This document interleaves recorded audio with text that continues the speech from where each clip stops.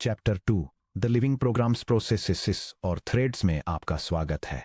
Chapter 1 में हमने operating system के फिजिकल फाउंडेशन जैसे कि hardware, CPU, registers, dual mode protection rings, system calls और कर्नल आर्किटेक्चर्स को एक्सप्लोर किया था। हमने इंजन रूम बनाया। अब चाबी घुमाने और सिस्टम को एक्टिव होते हुए देखने का समय आ गया है। जब आप अपने डेस्कटॉप पर किसी आइकॉन पर डबल क्लिक करते हैं, लिनक्स टर्मिनल में /ऐप टाइप करते हैं या अपने स्मार्टफोन पर कोई ऐप लॉन्च करते हैं तो बैकग्राउंड में कुछ बहुत ही शानदार होता है। आपके डिस्क पर चुपचाप स्टोर बाइनरी जीरोज और वंस का एक सोया हुआ सीक्वेंस जग जाता है, ट्रांसफॉर्म हो जाता है और आपके कंप्यूटर की मेन मेमोरी में एक नई लाइफ मिल जाती है। ऑपरेटिंग सिस्टम की भाषा में इस एक्टिव और लिविंग एंटिटी को प्रोसेस कहा जाता है। लेकिन आखिर एक प्रोसेस क्या होता है और ये आपकी हार्ड ड्राइव पर सेव्ड प्रोग्राम फाइल से कैसे अलग है? Section break. Program versus process, recipe versus chef. एक प्रोग्राम और प्रोसेस के बीच के अंतर को समझने के लिए आइए थोड़ी देर के लिए सिलिकॉन की दुनिया से बाहर निकलकर किचन में चलते हैं। इमेजिन कीजिए कि आपके किचन काउंटर पर एक डिटेल्ड कुकबुक रखी है।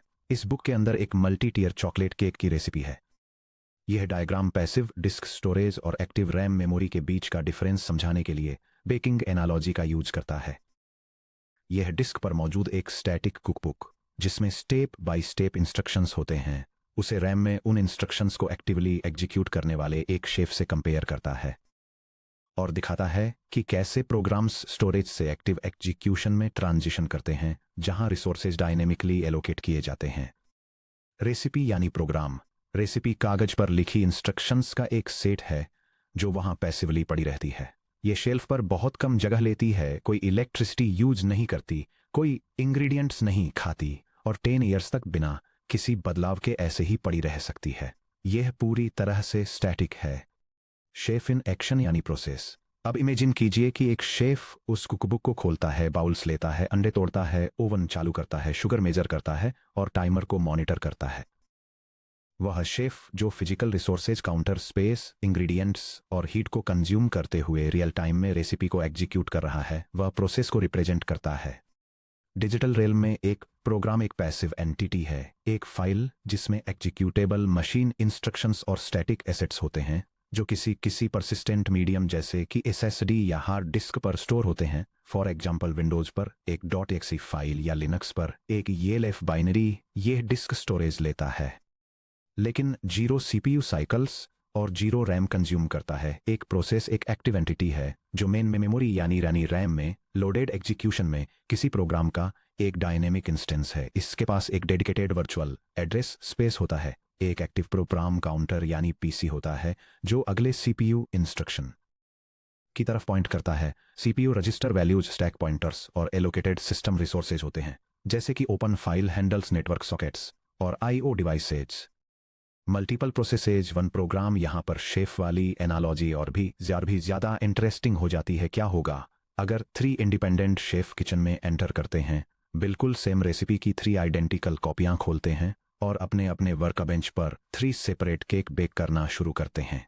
आपको एक ही प्रोग्राम से ओरिजिनेट होने वाले 3 डिस्टिंक्ट प्रोसेसेज मिलते हैं। अगर आप अपने कंप्यूटर पर 4 सेपरेट टर्मिनल विंडोज या गूगल क्रोम ब्राउजर के 3 इंस्टेंसेस खोलते हैं तो आप अपनी डिस्क पर प्रोग्राम फाइल को डुप्लीकेट नहीं करते हैं, इसके बजाय OS मेमोरी में 3 यूनिक प्रोसेसेस क्रिएट करता है। हर प्रोसेस सेम इंस्ट्रक्शन ब्लूप्रिंट से रीड करता है, लेकिन हर एक का अपना independent CPU, register, state, execution speed, local variables और मेमोरी स्पेस होता है। अगर प्रोसेस नंबर 2 क्रैश हो जाता है या अपना केक जला देता है तो प्रोसेस नंबर 1 और प्रोसेस नंबर 3 बिना किसी रुकावट के रन करते रहते हैं। Section break. Dynamic memory footprint, disk versus RAM. Computer science exams और इंटरव्यूज में एक कॉमन ट्रैप ये मान लेना है कि डिस्क पर 2 मेगाबाइट की प्रोग्राम फाइल रैम में एक प्रोसेस के रूप में लोड होने पर भी बस उतनी ही 2 मेगाबाइट्स ऑक्यूपाई करती है। यह पूरी तरह से गलत है। जब कोई प्रोग्राम डिस्क पर होता है तो उसमें सिर्फ compiled CPU instructions, global constant values और मेटाडेटा हेडर्स होते हैं। लेकिन जब OS कर्नल उस बाइनरी को एग्जीक्यूशन के लिए लोड करता है तो वो इसके चारों तरफ एक complete virtual address space construct करता है। यह address space runtime call stacks, dynamic allocations, input buffers और स्टेट पॉइंटर्स के लिए जगह एलोकेट करता है। चलिए एक सिंपल सी प्रोग्राम को देखते हैं, ये देखने के लिए कि कोड लाइव एग्जीक्यूशन में कैसे ट्रांसलेट होता है। यह प्रोग्राम एक कंप्यूटर सिस्टम में मेमोरी सेगमेंट्स के लेआउट को डेमोन्स्ट्रेट करता है। यह इलस्ट्रेट करता है कि इनिशियलाइज्ड और अनइनिशियलाइज्ड ग्लोबल वेरिएबल्स कहाँ रहते हैं, हीप पर मेमोरी को डायनेमिकली कैसे एलोकेट और रिलीज किया जाता है, और लोकल वेरिएबल्स और फंक्शन कॉल्स एक बेसिक कैलकुलेशन परफॉर्म करने और रिजल्ट प्रिंट करने के लिए स्टैक फ्रेम का कैसे यूटिलाइज करते हैं। जब इस प्रोग्राम को डिस्क पर एक एग्जीक्यूटेबल बाइनरी में कंपाइल किया जाता है तो इसमें मशीन कोड होता है, लेकिन जब आप इसे एग्जीक्यूट करते हैं तो ओएस कर्नल रैम में एक स्ट्रक्चर्ड मेमोरी मैप कंस्ट्रक्ट करता है। Section break. The architecture of process memory layout. Executing processes को सेफली और प्रेडिक्टेबली मैनेज करने के लिए मॉडर्न ऑपरेटिंग सिस्टम एक प्रोसेस की मेमोरी को उसके एड्रेस स्पेस के अंदर 4 प्राइमरी स्टैंडर्डाइज्ड मेमोरी सेगमेंट्स में ऑर्गेनाइज करते हैं।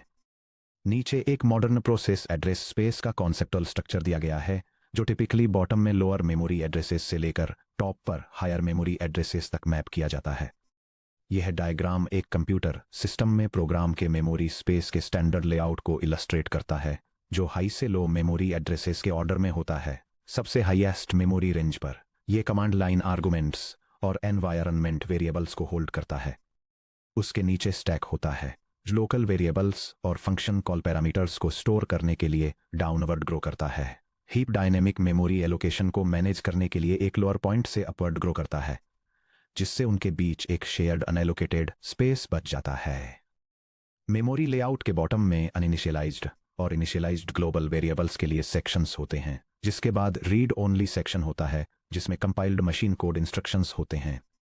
चलिए इन 4 क्रिटिकल मेमोरी रीजन्स में से हर एक को डिटेल में समझते हैं। Section break. A, the text segment code segment. यहां क्या रहता है? Compiled binary machine instructions, zeros और वंस, जिन्हें सीपीयू डायरेक्टली एग्जीक्यूट करता है। For example MOV, ADD, JMP, PUSH की प्रॉपर्टीज। Read only enforcement. किसी प्रोसेस को रन टाइम के दौरान अपनी खुद की एग्जीक्यूटेड इंस्ट्रक्शंस को एक्सीडेंटली या मैलिशियसली मॉडिफाई करने से रोकने के लिए, जिसे एक वल्नरेबिलिटी वेक्टर के रूप में जाना जाता है, जिसे सेल्फ मॉडिफाइंग कोड या बफर ओवरफ्लो कोड इंजेक्शन कहते हैं। हार्डवेयर मेमोरी मैनेजमेंट यूनिट या एएमयू टेक्स्ट सेगमेंट को रीड ओनली के रूप में फ्लैग करता है। प्रोसेस द्वारा डॉट टेक्स्ट सेगमेंट के अंदर मेमोरी में लिखने की कोई भी कोशिश एक हार्डवेयर फॉल्ट, सेगमेंटेशन फॉल्ट को ट्रिगर करती है। Shared memory across processes. अगर एक मल्टी टेनेंट सर्वर पर 10 यूजर्स विम टेक्स्ट एडिटर खोलते हैं या साइमल्टेनियसली पायथन 3 रन करते हैं, तो ऑपरेटिंग सिस्टम फिजिकल RAM में डॉट टेक्स्ट सेगमेंट की 10 डुप्लीकेट कॉपीज लोड नहीं करता है। इसके बजाय यह टेक्स्ट सेगमेंट को शेयरेबल के रूप में मार्क करता है, जो सभी 10 वर्चुअल एड्रेस स्पेसेज को कोड इंस्ट्रक्शंस की एक सिंगल फिजिकल RAM कॉपी से मैप करता है। हालांकि हर प्रोसेस को अपना खुद का आइसोलेटेड स्टैक, डेटा और हीप सेगमेंट्स मिलता है। Section break. B, the data segment initialised versus uninitialised या BSS। डेटा सेगमेंट उन वेरिएबल्स को होल्ड करता है जो प्रोसेस के पूरे लाइफ टाइम के लिए एग्जिस्ट करते हैं, जैसे ग्लोबल वेरिएबल्स और स्टैटिक वेरिएबल्स। यह रीजन 2 सब सेक्शंस में डिवाइडेड है। Initialised data segment dot data. इसमें वे ग्लोबल और स्टैटिक वेरिएबल्स होते हैं जिन्हें कंपाइलेशन से पहले आपके सोर्स कोड में explicitly non zero values assign की जाती हैं। Example int global counter equals 100 या static char flag equals y। Disk impact. ये वैल्यूज डिस्क पर बाइनरी फाइल के अंदर एक्चुअल स्पेस लेती हैं, क्योंकि एग्जैक्ट वैल्यूज 100 और y को एग्जीक्यूटेबल फाइल में स्टोर किया जाना चाहिए ताकि OS उन्हें RAM में लोड कर सके। अनइनिशियलाइज्ड डेटा सेगमेंट डॉट BSS। इसमें ग्लोबल और स्टैटिक वेरिएबल्स होते हैं जो सोर्स कोड में या तो अनइनिशियलाइज्ड होते हैं या 0 पर इनिशियलाइज्ड होते हैं। हिस्टोरिकल फन फैक्ट ये है कि BSS का मतलब है ब्लॉक स्टार्टेड बाय सिंबल, जो कि मिड 1950s के IBM 704 सिस्टम के समय का एक असेंबली डायरेक्टिव फ्रेज है। एग्जाम्पल के लिए int global underscore array of 10,000 या static int states underscore code. Disk impact crucial GAT concept. अगर आप डिक्लेयर करते हैं int global underscore array of 1 million, यानी 1 मिलियन इंटीजर्स का एक अनइनिशियलाइज्ड एरे, तो क्या डिस्क पर आपकी एग्जीक्यूटेबल प्रोग्राम फाइल अचानक 4 मेगाबाइट्स बढ़ जाती है? नहीं। डिस्क बाइनरी बस एक छोटा हेडर नोट रिकॉर्ड करती है कि जब लॉन्च किया जाए तो BASS सेक्शन के लिए 4 मेगाबाइट्स ऑफ जीरोज एलोकेट करें। एक्चुअल मेमोरी RAM में सिर्फ तभी एलोकेट होती है जब प्रोसेस OS लोडर द्वारा इनिशियलाइज की जाती है। यह डिस्क पर एग्जीक्यूटेबल प्रोग्राम फाइल्स को छोटा रखता है। Section break. The heap segment. यहाँ क्या रहता है? प्रोग्राम एग्जीक्यूशन के दौरान रन टाइम पर प्रोग्रामर द्वारा डायनेमिकली रिक्वेस्ट की गई मेमोरी मैनेजमेंट के बारे में C या C++ में आप malloc, calloc या न्यू ऑपरेटर जैसे फंक्शंस का यूज करके हीप स्पेस रिक्वेस्ट करते हैं और फ्री या डिलीट का यूज करके इसे रिलीज करते हैं। जावा, पायथन या गो जैसी higher level languages garbage collection के जरिए इस रीजन को ऑटोमेटिकली मैनेज करती हैं। ग्रोथ डायरेक्शन ये है कि हीप बिल्कुल भी इस सेगमेंट के ऊपर से शुरू होता है और ऊपर हायर वर्चुअल मेमोरी एड्रेसेस की तरफ बढ़ता है। कर्नल इंटरवेंशन के तहत जब कोई प्रोसेस अपने करेंटली एलोकेटेड हीप स्पेस को कंज्यूम कर लेती है तो ये भी ARK, SBRK या mmap जैसे सिस्टम कॉल्स इश्यू करती है ताकि OS कर्नल से इसके हीप बाउंड्री पॉइंटर को एक्सपेंड करने की रिक्वेस्ट की जा सके। Section break. D, the stack segment. यहाँ क्या स्टोर होता है? टेम्परेरी शॉर्ट लिव्ड स्टोरेज जो फंक्शन कॉल्स के दौरान जरूरी होती है। इसमें शामिल हैं फंक्शंस के अंदर डिक्लेयर किए गए लोकल वेरिएबल्स, कॉल के दौरान पास किए गए फंक्शन आर्गुमेंट्स या पैरामीटर्स। रिटर्न एड्रेसेस जो CPU को बताते हैं कि फंक्शन खत्म होने के बाद एग्जीक्यूशन कहां से रिज्यूम करना है। सेव्ड रजिस्टर स्टेट्स जो किसी दूसरे रूटीन पर जंप करने से पहले CPU स्टेट को प्रिजर्व करते हैं। Growth direction. स्टैक प्रोसेस के यूजर वर्चुअल मेमोरी स्पेस के टॉप पर एंकर्ड होता है और नीचे लोअर मेमोरी एड्रेसेस की तरफ ग्रो करता है। The anatomy of a stack frame. जब भी कोई फंक्शन कॉल किया जाता है मेमोरी का एक डेडिकेटेड स्लाइस जिसे स्टैक फ्रेम या एक्टिवेशन रिकॉर्ड कहा जाता है उसे स्टैक के टॉप पर पुश कर दिया जाता है। यह डायग्राम मेमोरी में एक प्रोग्राम के कॉल स्टैक के स्ट्रक्चर और बिहेवियर को इलस्ट्रेट करता है। यह दिखाता है कि कैसे इंडिविजुअल स्टैक फ्रेम्स ऑर्गेनाइज्ड होते हैं जिसमें मेन फंक्शन का फ्रेम एक हायर मेमोरी एड्रेस पर सिचुएटेड होता है जिसमें इसके लोकल वेरिएबल्स और रिटर्न एड्रेस होते हैं। एक सेकंड फ्रेम जो एक कॉल्ड फंक्शन को रिप्रेजेंट करता है इसके नीचे पोजीशन किया गया है जिसके अपने पैरामीटर्स, लोकल वेरिएबल्स और रिटर्न एड्रेस हैं जो यह डेमोन्स्ट्रेट करता है कि कैसे एग्जीक्यूशन के दौरान स्टैक लोअर मेमोरी एड्रेसेस की तरफ नीचे की ओर ग्रो करता है। जब मेन कंप्यूट को कॉल करता है तो कंप्यूट के लिए एक नया स्टैक फ्रेम स्टैक पर पुश हो जाता है। जब कंप्यूट अपना एग्जीक्यूशन कंप्लीट करके रिटर्न होता है तो इसका स्टैक फ्रेम पॉप ऑफ हो जाता है जिससे स्टैक पॉइंटर SP ऊपर की तरफ एडजस्ट होता है और वो मेमोरी स्पेस ऑटोमेटिकली रिक्लेम हो जाता है। Stack overflow. जब कोलिजन होता है ध्यान दीजिए कि कैसे स्टैक नीचे की तरफ ग्रो करता है जबकि हीप ऊपर की तरफ ग्रो करता है। वे अपने बीच के बड़े अनएलोकेटेड मेमोरी वैक्यूम को शेयर करते हैं। यह डायनेमिक डिजाइन प्रोग्राम्स को फ्लेक्सिबिलिटी देता है। एक प्रोग्राम जिसे डीप रिकर्शन की जरूरत है वह ज्यादा स्टैक स्पेस यूज कर सकता है जबकि एक डेटा हैवी एप्लीकेशन ज्यादा हीप स्पेस यूज कर सकती है। हालांकि अगर किसी प्रोग्राम में एक अनबाउंडेड रिकर्सिव लूप हो जैसे कि कोई फंक्शन बिना किसी बेस केस के खुद को एंडलेसली कॉल कर रहा हो तो स्टैक लगातार फ्रेम के बाद फ्रेम एलोकेट करता जाता है जब तक कि यह हीप के टॉप से टकरा नहीं जाता या अपनी एलोकेटेड मेमोरी लिमिट को ब्रीच नहीं कर देता। यह कंडीशन एक स्टैक ओवरफ्लो ट्रिगर करती है जिससे ऑपरेटिंग सिस्टम की मेमोरी मैनेजमेंट यूनिट एक हार्डवेयर ट्रैप के साथ इंटरसीड करती है और तुरंत ही ऑफेंडिंग प्रोसेस को एक सेगमेंटेशन फॉल्ट SIGSEGV के साथ टर्मिनेट कर देती है। Section break. Chapter 1 revisited privilege और मेमोरी आइसोलेशन। चलिए हम यहाँ जो सीख रहे हैं उसे वापस उन फाउंडेशनल मैकेनिज्म्स से कनेक्ट करते हैं जो हमने चैप्टर 1 में इंट्रोड्यूस किए थे। हार्डवेयर प्रोसेस ए जैसे कि एक वेब ब्राउजर को रैम में जाकर प्रोसेस बी के एक पासवर्ड मैनेजर से सीक्रेट पासवर्ड बाइट्स रीड करने से कैसे रोकता है। यह डायग्राम वर्चुअल मेमोरी मैपिंग के कॉन्सेप्ट को इलस्ट्रेट करता है, ये दिखाते हुए कि कैसे फिजिकल रैम को पार्टीशन किया जाता है और रिंग 3 में रन हो रहे इंडिविजुअल यूजर स्पेस प्रोसेसेज के लिए सेपरेट वर्चुअल एड्रेस स्पेसिस में मैप किया जाता है और साथ ही रिंग 0 में रन हो रहे आइसोलेटेड कर्नल मोड को भी। Virtual address isolation. जब प्रोसेस ए एड्रेस 0x7FF0040 को रेफरेंस करने वाले किसी इंस्ट्रक्शन को एग्जीक्यूट करता है तो वह एड्रेस कोई फिजिकल रैम पिन लोकेशन नहीं होता है, यह एक वर्चुअल एड्रेस है। हार्डवेयर CPU MMU के जरिए OS कर्नल द्वारा मेंटेन की जाने वाली पेज टेबल्स का यूज करके प्रोसेस ए के वर्चुअल एड्रेस 0x7 FFFF00440 को प्रोसेस बी के वर्चुअल एड्रेस X7 FFFF0440 की तुलना में बिल्कुल अलग फिजिकल फ्रेम से मैप करता है। Dual mode execution ring 3 versus ring 0। एक प्रोसेस यूजर मोड रिंग 3 में रन होता है। यह अपने खुद के स्टैक हीप और डेटा सेगमेंट्स के अंदर बाइट्स को फ्रीली मॉडिफाई कर सकता है। हालांकि अगर प्रोसेस ए अपनी असाइंड बाउंड्स के बाहर की मेमोरी को एक्सेस करने की कोशिश करता है या डायरेक्ट हार्डवेयर कमांड्स इशू करता है तो CPU एक परमिशन वायलेशन डिटेक्ट करता है। कंट्रोल तुरंत एक सॉफ्टवेयर ट्रैप के जरिए कर्नल मोड रिंग 0 हैंडलर पर चला जाता है जो इस इलीगल ऑपरेशन को टर्मिनेट कर देता है। सेक्शन ब्रेक, गेट और इंटरव्यू टेक्निकल कॉर्नर। चलिए हम program versus process memory execution से जुड़े कॉमन एज केसेज और एग्जाम स्टाइल क्वेश्चंस को देखते हैं। Section break, concept 1 the variable location challenge. Exam question, मान लीजिए कि निम्नलिखित सी स्निपेट एक standard 64 bit operating system environment के अंदर एग्जीक्यूट हो रहा है।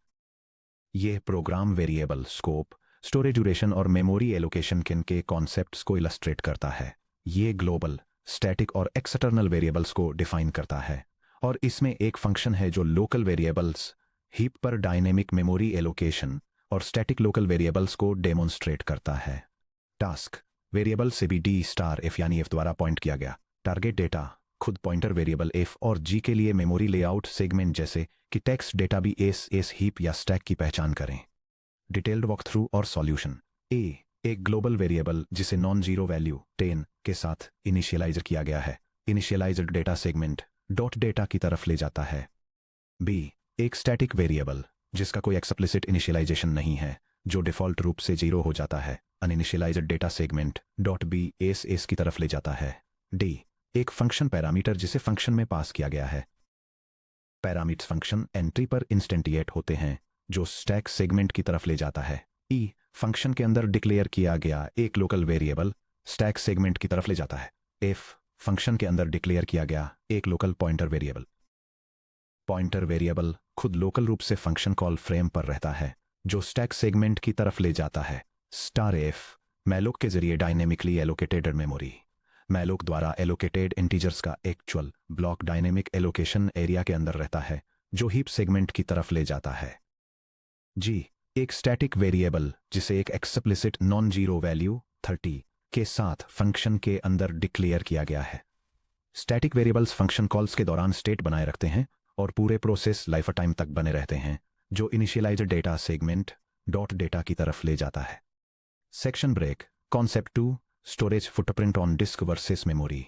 प्रॉब्लम स्टेटमेंट, एक प्रोग्राम एक मैसिव स्टैटिक एरे डिक्लेयर करता है। Static double telemetry data 500,000। इस डिक्लेरेशन के इम्पैक्ट को इन पर कंपेयर करें। 1 हार्ड ड्राइव यानी डिस्क पर स्टोर होने वाले एग्जीक्यूटेबल फाइल के साइज पर। 2 रैम में लोड होने पर प्रोसेस के वर्चुअल मेमोरी साइज पर। सॉल्यूशन, डिस्क इम्पैक्ट, चूंकि टेलीमेट्री डेटा एक स्टैटिक या ग्लोबल एरे है जिसे अनइनिशियलाइज्ड छोड़ दिया गया है, कंपाइलर इसे .bss सेगमेंट के अंदर रख देता है। डिस्क पर मौजूद executable binary file 500,000 times 8 bytes allocate नहीं करती है जो 4 मेगाबाइट्स ऑफ जीरोज के इक्वल है। यह सिंपली मेटाडेटा इंस्ट्रक्शन के कुछ बाइट्स रिकॉर्ड करता है जिसमें यह लिखा होता है कि स्टार्टअप पर 4 मेगाबाइट्स ऑफ जीरोड मेमोरी की रिक्वेस्ट की जानी चाहिए।